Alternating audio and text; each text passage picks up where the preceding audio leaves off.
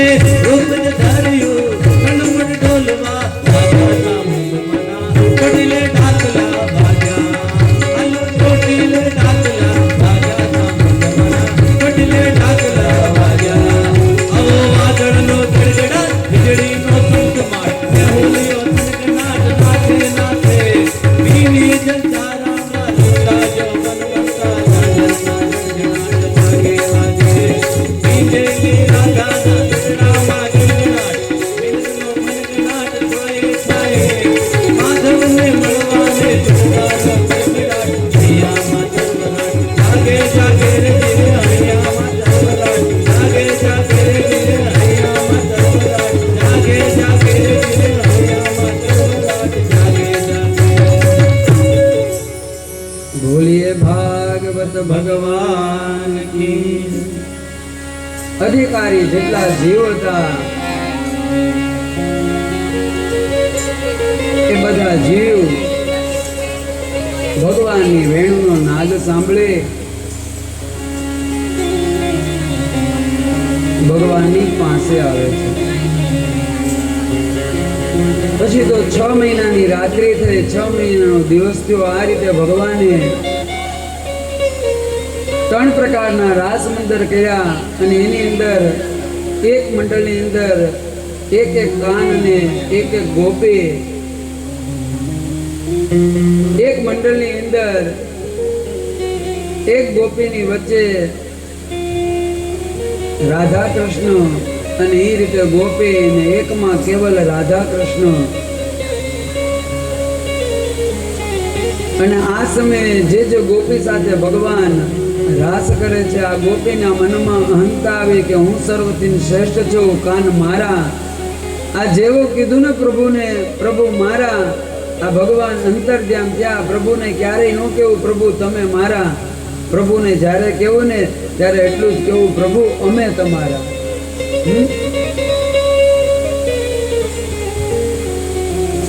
પ્રભુને આપણા ન કરવા, આપણે પ્રભુનું બની જવું,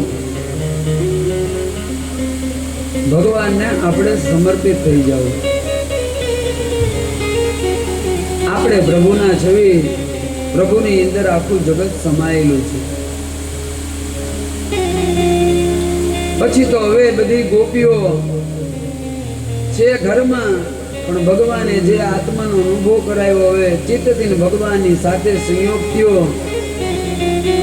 ઘરના કામ કરતા કરતા પણ એનું મન છે ને ભગવાનમાં લાગી જાય છે. ભગવાન દૂર વૃંદાવનમાં ગાયું ચરાવે ને વેણુ ગીત દ્વારા બધી ગોપીઓ ભગવાનની સાથે સંયોગ કરે છે. ભગવાને જે રાસ રમાડ્યો એ રાસને યાદ કરે. આ રીતે ઘરની અંદર ઘરના કામ કરતા કરતા પણ ગોપીઓનું મન છે ને એ ભગવાનના ચરણમાં રહે છે. આ ભગવાન ક્યારેય મારું તમારું તન નથી માંગતા. ભગવાને જ્યારે માંગ્યું ને ત્યારે મન જ માંગ્યું છે.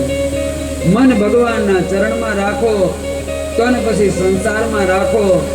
સંસારના કેન્દ્રમાં જે રીતે માળાની અંદર મેર હોય એ મારા તમારા તમામ કાર્યમાં, તમામ ક્રિયાની અંદર જે ક્રિયા પૂરી થાય, જેમ મેરને વંદન કર્યું એમ બધું કરેલું ભગવાનના ચરણમાં વંદિત કરી દો, તો કોઈ કર્મ મને તમને બાંધતું નથી.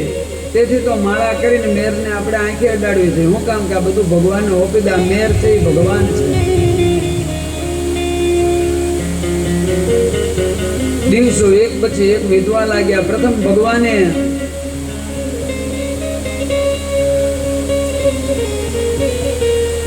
આ વનની શુદ્ધિ કરી. જે ધેનુકાસુર લોભ હતો, જે પ્રકૃતિને નુકસાન કરતો હતો, પ્રકૃતિનું ફળ જે જીવ માત્ર માટે છે પણ એની ઉપર કબજો કરીને બેઠો, એટલે ધેનુકાસુર એ લોભ છે. લોભ રૂપી ધેનુકાસુરને માર્યો. કાલી જેને જળને વિશુદ્ધ કર્યું હતું, જળને દૂષિત કર્યું હતું, તેથી કાલીને નાથી જળની શુદ્ધિ કરી. આ ભગવાન કોણ છે? કાલ કથા આવશે. ભગવાનને જ્યારે પ્રથમ અષ્ટદા જે રાણી છે, 8 જે રાણી છે ને,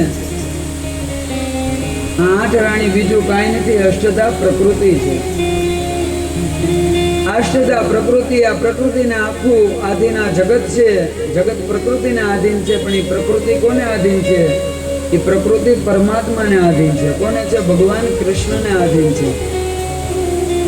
અહીંયા દાદા બેઠા છે. અમે કોઈ પણનું અપસવ્ય કાર્ય કરવી, સત્યની અષ્ટપટરાણી આ પ્રકૃતિ છે. કે જીવ પ્રકૃતિને આધીન છે, પ્રકૃતિથી બંધાયેલો છે. મોહ માયા બધું પ્રકૃતિના ખેલ છે.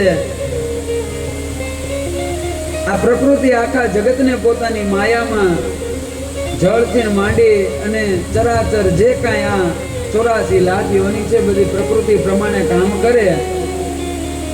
પણ એ પ્રકૃતિ જ્યારે ભગવાન પ્રકૃતિ પુરુષ બનીને આવ્યા, કૃષ્ણ રૂપે આવ્યા, એટલે પ્રથમ જે અષ્ટદા રાણી છે ભગવાનની, અષ્ટદા પ્રકૃતિ છે, એ ભગવાનને આધીન છે. અને ભગવાને પ્રકૃતિ શુદ્ધિ કરવી એટલે ભગવાને જળની શુદ્ધિ કરી.